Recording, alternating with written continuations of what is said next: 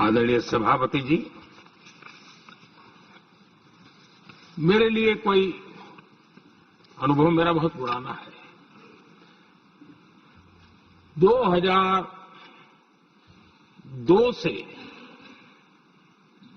जब वे विपक्ष में थे तब से, और 2004 से जब वो सत्ता में आए तब से, और 2014 से मैं जब यहां आया तब से, पिछले 25 साल से संसद का एक भी सत्र ऐसा नहीं गया, मोदी संसद का सदस्य नहीं था, एक भी सत्र ऐसा नहीं गया जिसमें इस सदन के अंदर मोदी को गाली देने का काम न किया हो इन लोगों ने।